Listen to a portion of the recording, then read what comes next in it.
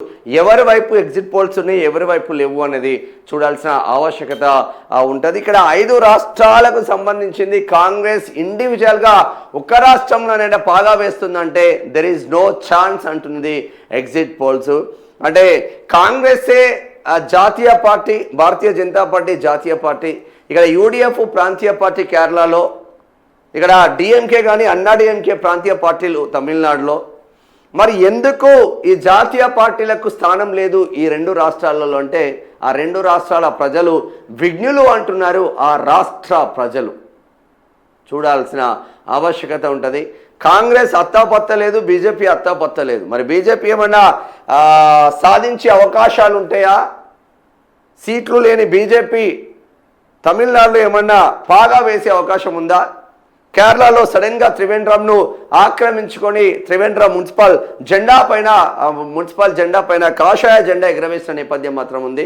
మరి సడన్గా ఏమైనా మ్యాజిక్ చేయబోతుందా? 5-6 సీట్లలో కూడా చూడాల్సిన ఆవశ్యకత ఉంటుంది. ఒకసారి 5 రాష్ట్రాలకు సంబంధించింది చూద్దాం. మరి ఇక్కడ దీన్ని కూడా తీసుకోవాల్సిన ఆవశ్యకత ఉంటుంది. మినీ ఇండియాగా పోల్స్తూ ఉన్నారు పొలిటికల్ సర్కిళ్లలో.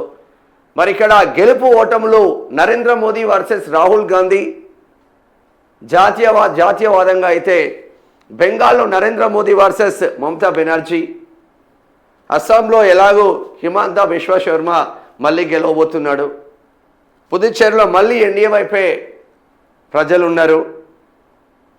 సో యూడిఎఫ్ ఇక్కడ కేరళలో యూడిఎఫ్ ప్లస్ కాంగ్రెస్ ఆధ్వర్యంలో ముందుకు వెళ్తుంది. స్టాలిన్ ఆధ్వర్యంలో ఇక్కడ క్లీన్ మెజారిటీతో ముందుకు వెళ్తుంది. అడపదడప టీబీకే పార్టీ విజయ్ కొంచెం చీల్చినా కూడా ఇక్కడ తమిళనాడులో మాత్రం డిఎంకే స్టాలిన్కే మళ్ళీ ప్రజలు పట్టం కట్టినని ఇంకొక ఎగ్జిట్ పోల్స్ మాత్రం చూస్తూ ఉన్నాయి. ఒకసారి కథేంది కార్ఖానేది చూసే ప్రయత్నం చేద్దాం. ఇక బెంగాల్లో డిఎంకే, తమిళనాడులో డిఎంకే, బెంగాల్లో హోరాహోరీ ఉన్నప్పటికీ భారతీయ జనతా పార్టీ వైపే ప్రజలు ఉన్నారని ఇక్కడ చెప్పుకొస్తూ ఉన్నారు. అస్సాంలో బీజేపీ, కేరళలో యూడిఎఫ్కే పవర్ దక్కే ఛాన్స్, పుదుచ్చేరిలోనూ మారని పవర్, మళ్ళీ ఎన్డీఏకే గెలుపు ఛాన్స్.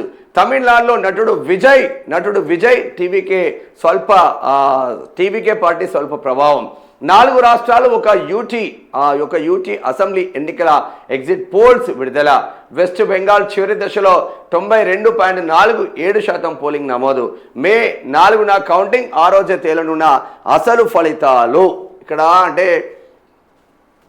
బెంగాల్ కావచ్చు, తమిళనాడు కావచ్చు, అస్సాం కావచ్చు, పుదుచ్చేరి కావచ్చు, కేరళ కావచ్చు.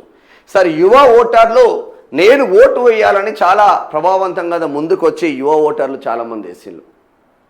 నువ్వా నేనా ఒక్క ఓటుతో కూడా ఓడిపోయే ఛాన్స్ ఉంటుంది కాబట్టి ఏ ఒక్క ఓటర్ను కూడా ఏ పార్టీ ఆ పార్టీ ఈ పార్టీ అని తేడా లేదు, పైసలు బగ్గా ఖర్చు పెట్టి వాళ్ళని రప్పించుకొని ఓట్లేసిన నేపథ్యం మాత్రం ఉంది అని చెప్పుకోవచ్చు. మరి నిజంగానే ఎవరి వైపు ఉన్నాయో ఒకసారి చూసే ప్రయత్నం చేద్దాం. పశ్చిమ బెంగాల్ చూద్దాం. మొత్తం అసెంబ్లీ సీట్లు ఇక్కడ పశ్చిమ బెంగాల్లో 294, వెస్ట్ బెంగాల్ 294 అయితే మ్యాజిక్ ఫిగర్ 148 ఉంది. మరి 148 ఎవరు సాధిస్తారు అనేది చూసే ప్రయత్నం చేద్దాం. చాణక్య స్ట్రాటజీస్ మాత్రం బీజేపీ 150 నుంచి 160 సీట్లు వస్తాయని చెప్తా ఉంది. టీఎంసీకి 130 నుంచి 140 సీట్లు వస్తాయని చెప్తా ఉంది. కాంగ్రెస్కు 2 నుంచి 4 సీట్లు.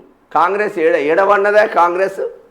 రేవంత్ అన్న, మీ కాంగ్రెస్ పరిస్థితి ఏంది? రేవంత్ అన్న ఇక్కడ చూసినా వజర్రా.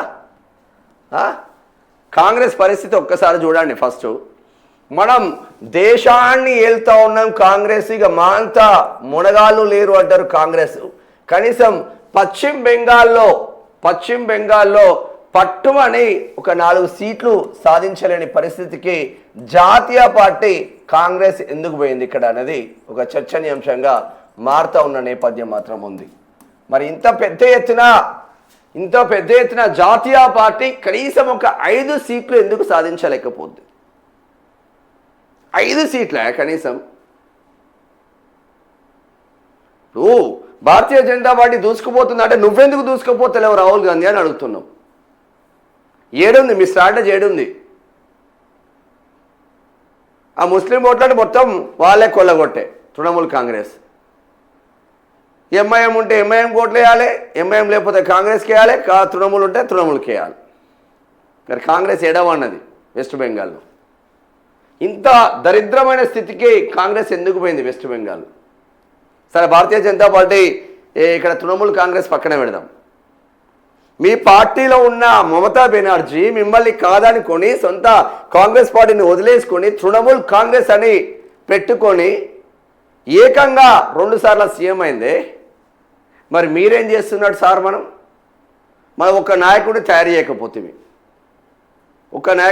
చేయకపోతేవి ఉండా తయారు చేసినామే జంపై ఆమె సొంత గుంపడి పెట్టుకునే. అరే పట్టుబడి 5 సీట్లు రాదానే కాంగ్రెస్కి? ఇంత దారుణంగా పడిపోతుందా? ఇక మనం 5 గ్యారంటీలు కర్ణాటక, 6 గ్యారంటీలు తెలంగాణ. మరి ఇదే గ్యారంటీలు ఎందుకు అక్కడ పనిచేయలేదంటే ప్రజలు కొంచెం బుద్ధితో ఓట్లేసిండ్రు. మన దగ్గర ఉచితాలకు ఆశలు పడి ఓట్లేస్తలేరు బయట.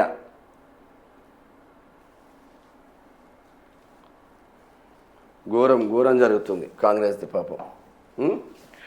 ఇక జన్మత్ పోల్స్ మాత్రం బీజేపీకి 80 నుంచి 90 స్థానాలు వస్తే టీఎంసీకి 195 నుంచి 205 స్థానాలు, కాంగ్రెస్కు 1 నుంచి 3 స్థానాలు. అంటే ఇక క్లీన్ మెజారిటీతో టీఎంసీ గెలవబోతుందని జన్మత్ పోల్స్ మాత్రం చెప్పుకొచ్చిన నేపథ్యం మాత్రం ఉంది అని చెప్పుకోవచ్చు. ఇక మ్యాట్రిజ్ 146 నుంచి 161 బీజేపీకి వస్తాయి అని చెప్తే ఇక్కడ 125 నుంచి 140 టీఎంసీకి వస్తుంది. కాంగ్రెస్ అయితే 0. గిట్లా అయిపోయింది. 2 సున్నాలు పెట్టింది వీళ్ళు. మ్యాట్రిజ్ పశ్చిమ బెంగాల్లో కాంగ్రెస్ 0, పీ మార్క్ పశ్చిమ బెంగాల్లో కాంగ్రెస్ 0. ఊరిని మనం పాదయాత్రలు చేస్తే, మహాయాత్రలు చేస్తే, ఈ యాత్రలు చేస్తే, మరి రేవంత్ రెడ్డి పోయి ప్రచారం అన్నా చేపియలేదా మీరు? కేరళకు తీసుకపోయి, పశ్చిమ బెంగాల్కి తీసుకపోయి బార్డర్లా చేయించద్దా మీరు? సీట్లు గెలిచినోడు కదా మావాడు. కొడంగల్ నుంచి మొదలుకుంటే పశ్చిమ బెంగాల్ దాకా నేనే సీఎం అంటే ఎట్లుంటాడు? కనీసం ప్రియాంక గాంధీ ప్రచారం చేసే ఏరియాలలో గెలవరా? సరే, రాహుల్ గాంధీ ప్రచారం చేస్తా మంచి ఏరియాలలో ఒక్కడైనా లేడానా? కాంగ్రెస్ గిట్లా అయిందే. ఇక పీ మార్క్ 150 నుంచి 175 సీట్లు పశ్చిమ బెంగాల్లో బీజేపీకి వస్తాయంటే 118 నుంచి 138 సీట్లు ఇక్కడ టీఎంసీకి వస్తాయని చెప్తారు. ఇక పీపుల్స్ పల్స్ 95 నుంచి 110 సీట్లు బీజేపీకి వస్తాయంటే 177 నుంచి 187 సీట్లు టీఎంసీకి వస్తుందంటే 1 నుంచి 3 కాంగ్రెస్. పోల్ డైరీ 142 నుంచి 171 ఇక్కడ బీజేపీకి వస్తాయని ఎగ్జిట్ పోల్స్ అంచనా వేస్తే టీఎంసీకి 99 నుంచి 127 స్థానాలు వస్తాయని ఇక కాంగ్రెస్ కొంచెం పెంచింది. 3 నుంచి 5 ఇచ్చింది పోల్ మేనేజ్మెంట్. ఓవరాల్గా పశ్చిమ బెంగాల్ పార్ట్. ఓవరాల్గా ఈ పశ్చిమ బెంగాల్ పార్ట్లో మాత్రం 50-50 ఛాన్స్గా కనిపిస్తూ ఉన్నది ఎగ్జిట్ పోల్స్. 50-50 ఛాన్స్ మాత్రం కనిపిస్తూ ఉంది ఎగ్జిట్ పోల్స్. ఇక్కడ బీజేపీ వర్సెస్ తృణమూల్గా మారిపోయిన పరిస్థితి మాత్రం ఉంది అని చెప్పుకోవచ్చు. BJP versus Trinamool Congress. లాస్ట్కి మాత్రం బీజేపీకి మెజార్టీ దక్కే ఛాన్స్ ఉన్నట్టు ఇక్కడ ఎగ్జిట్ పోల్స్ అంచనాలు మాత్రం వేస్తున్న నేపథ్యం మాత్రం ఉంది అని చెప్పుకోవచ్చు. ఎందుకంటే చాణక్య స్ట్రాటజీస్ బీజేపీకి ఓటేసింది 1, మ్యాట్రిజ్ బీజేపీకి ఓటేసింది 2, పీ మార్క్ బీజేపీకి ఓటేసింది 3, పోల్ డైరీ బీజేపీకి ఓటేసింది 4 బీజేపీకి ఓట్లేస్తే ఇక్కడ జన్మత్ 1, ఇక్కడ పీపుల్స్ పల్స్ 1, ఇవి మాత్రం 2 మాత్రం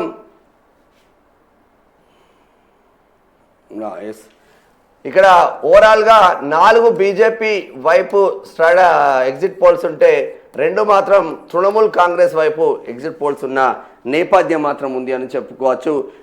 ఏది ఏమైనప్పటికీ లాస్ట్లో చివరిగా బీజేపీ వైపే పశ్చిమ బెంగాల్ ఓటర్స్ ఉన్నారని బలంగా నమ్ముతూ ఉన్నాయి ఇక్కడ ఎగ్జిట్ పోల్స్. దీని ప్రకారం నేను చెప్తా ఉన్నా, మన సొంత కవిత్వం ఏం లేదు ఇక్కడ.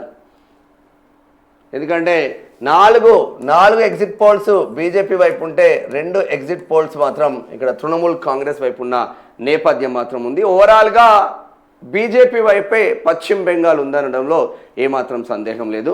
ఇది మేజర్ చాలా టఫ్ ఫైట్లో భారతీయ జనతా పార్టీ ముందుకు వెళ్తూ ఉంది అని చెప్పుకోవచ్చు. ఒకసారి పెద్ద రాష్ట్రం 294 సీట్లు ఉన్న పెద్ద రాష్ట్రం ఇది.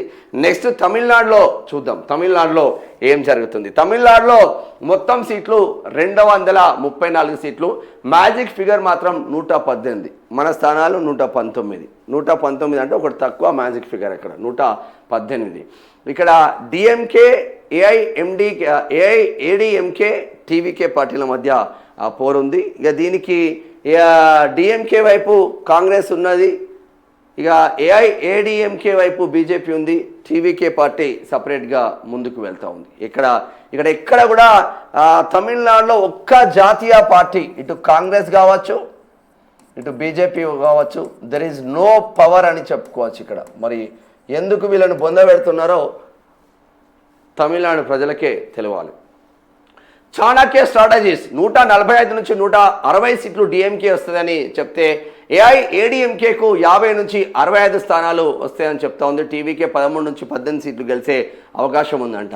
యాక్సిస్ మై ఇండియా 92 నుంచి 110 సీట్లు డిఎంకే మీన్స్ స్టాలిన్ ప్రజెంట్ ఉన్న సిట్టింగ్ ప్రభుత్వానికి స్టాలిన్కి వస్తాయని చెప్తా ఉంటే ఏఐఏడిఎంకే మీన్స్ జయలలిత పార్టీ, అప్పుడు జయలలిత పార్టీ దానికి 22 నుంచి 23 సీట్లు వస్తాయంటే 98 నుంచి 120.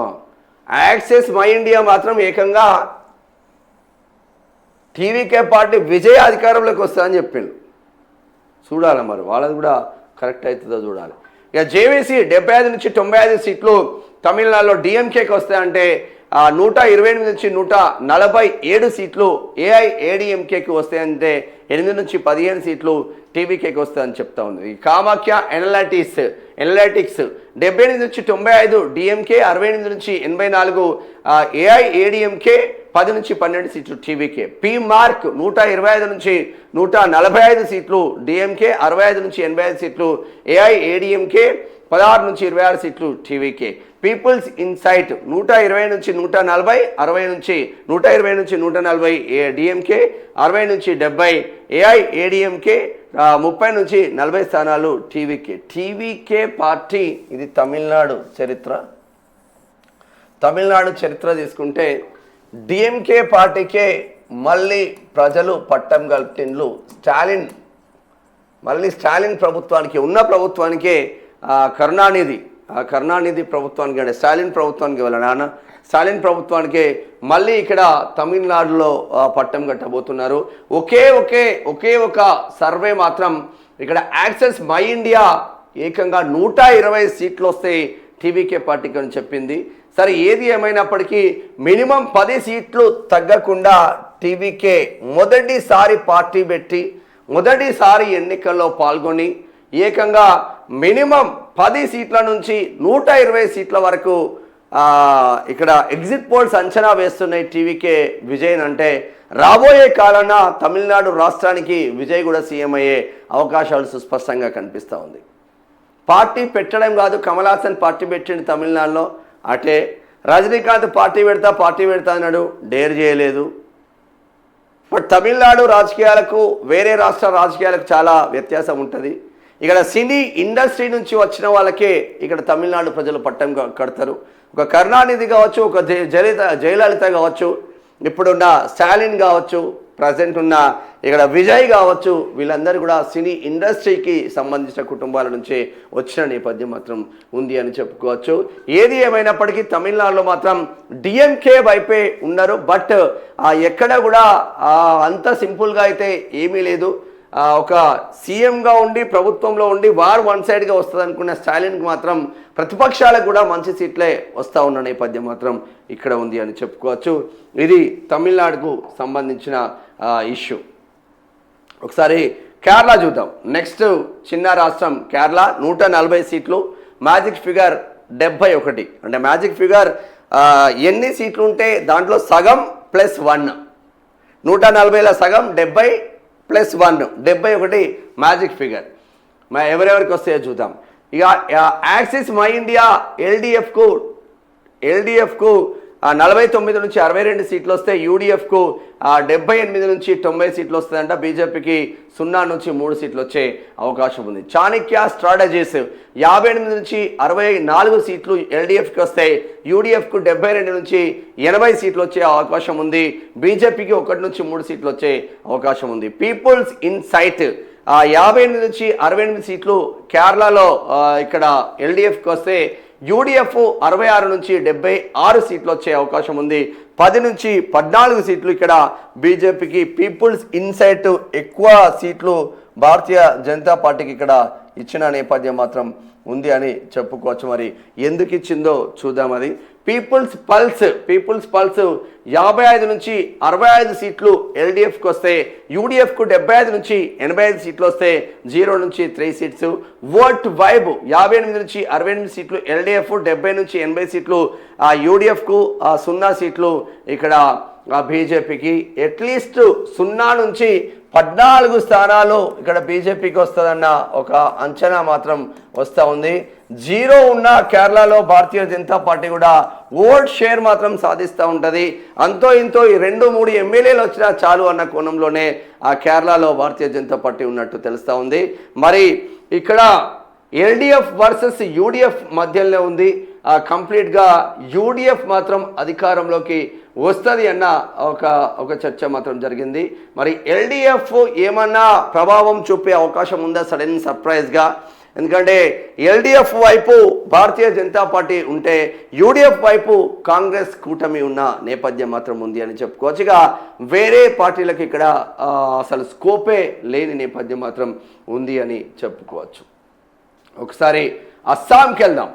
అస్సాం అతి చిన్న రాష్ట్రం. అస్సాం 126 సీట్లు, అంటే మనకన్నా పెద్దదే అనుకో, మన 119 కదా. 126 సీట్లు అస్సాం. మ్యాజిక్ ఫిగర్ 64 ఉంది.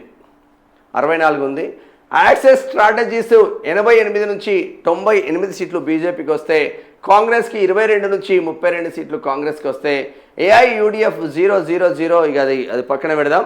ఇక్కడ బీజేపీ వర్సెస్ కాంగ్రెసే ఉంది ఇక్కడ అస్సాంలో. యాక్సెస్ మై ఇండియా 88 నుంచి 100 సీట్లు బీజేపీకి వస్తాయి. 24 నుంచి 36 సీట్లు కాంగ్రెస్కి వస్తే జన్మత్ పోల్ మాత్రం 87 నుంచి 98 సీట్లు బీజేపీకి వస్తాయని రాసింది.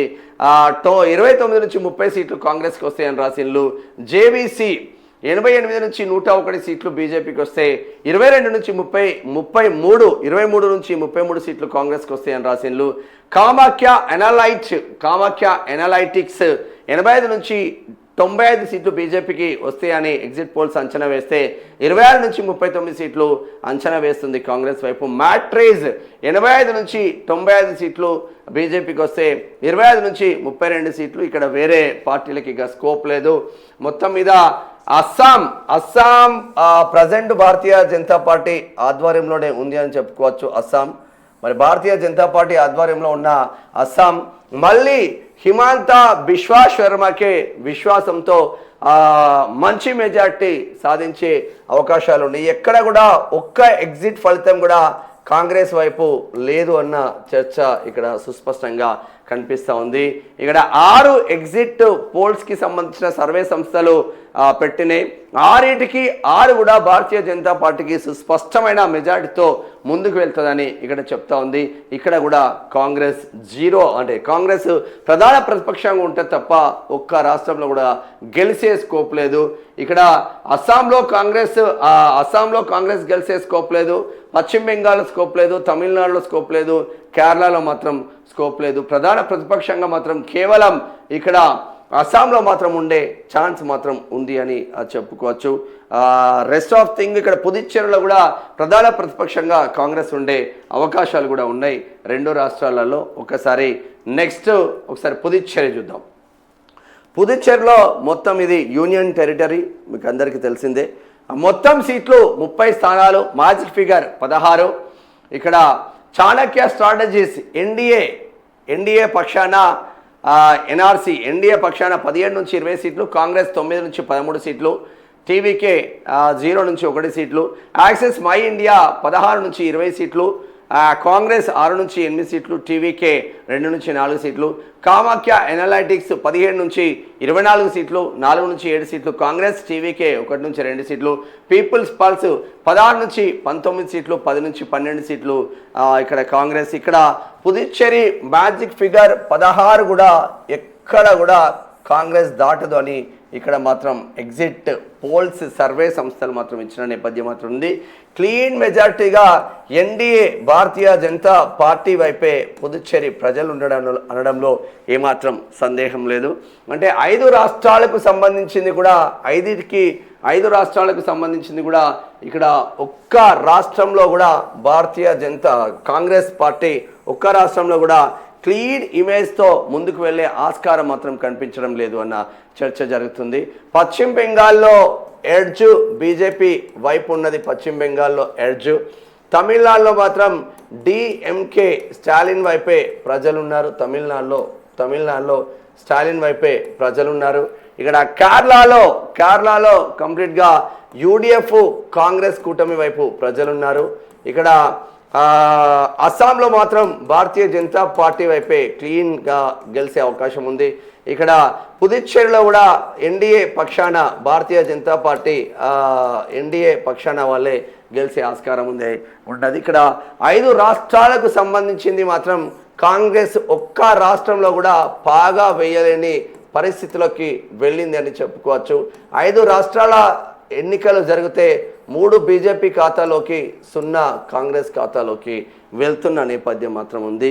మరి దీనిపైన కాంగ్రెస్ వాళ్ళు ఏమన్నా చేసుకుంటారా, లేదంటే మా విధానం ఇంతే, మేము ఎప్పుడు హిందువులకు వ్యతిరేకమే, మా పార్టీ పుట్టిందే కాంగ్రెస్ కాబట్టి మేము హిందువులకు వ్యతిరేకమే, మా బ్లడ్లోనే ఉంది కాబట్టి మేము హిందువులకు వ్యతిరేకమే అని ముందుకెళ్తారా? కేవలం ఆయా రాష్ట్రాలలో పదవులు అనుభవించడం కోసం మాత్రం ఈ కొన్ని వర్గాలను అక్కడ డిఎంకే శివకుమార్ కావచ్చు, ఇక్కడ రేవంత్ రెడ్డి వర్గాలు కావచ్చు, వీళ్ళను కేవలం ఆయా రాష్ట్రాలలో బలమైన లీడర్లుగా తయారు చేయడం, తద్వారా కాంగ్రెస్ లబ్ధి పొందడం తప్ప రెస్ట్ ఆఫ్ థింగ్ కాంగ్రెస్ చేసింది ఏమన్నా ఉందా అని ఒక్కసారి క్వశ్చన్ వేసుకుంటే, ఎందుకు మనం ప్రతి రాష్ట్రంలో జీరోకు వెళ్తూ ఉన్నాం? ఎందుకు పశ్చిమ బెంగాల్ అటువంటి రాష్ట్రంలో కాంగ్రెస్ గెలవాల్సిన రాష్ట్రం, గెలవకపోయినా పర్వాలేదు, ప్రధాన ప్రతిపక్షంగా ఉండాల్సిన రాష్ట్రం, ప్రధాన ప్రతిపక్షంగా ఉండాల్సిన అవసరం లేకుంటే సరే అది కూడా పోని, కనీసం పట్టుమని 10 సీట్లు కూడా గెలవలేని పరిస్థితికి ఎందుకు పోతున్నారు?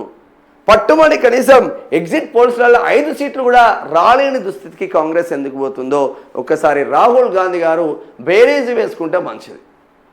ఇంకా మనం ఇట్లనే పోతామంటే ప్రజలు అట్లనే పోయే ఆస్కారం ఉంటుంది. హోరాహోరీ ఇక 4 తారీఖు ఏం జరుగుతుందో చూడాలి. ఇక చివరికి 4 తారీఖు ఏం జరుగుతుందో చూడాల్సిన ఆవశ్యకత మాత్రం ఉంది అని చెప్పుకోవచ్చు. మరి 4 తారీఖు ఎవరు గెలవబోతున్నారు, ఎవరు వస్తున్నారో చూడాల్సిన ఆవశ్యకత ఉంటుంది. ఇది 5 రాష్ట్రాలకు సంబంధించిన పూర్తి అనాలిసిస్. ఇక మంచోడిగా ఉండను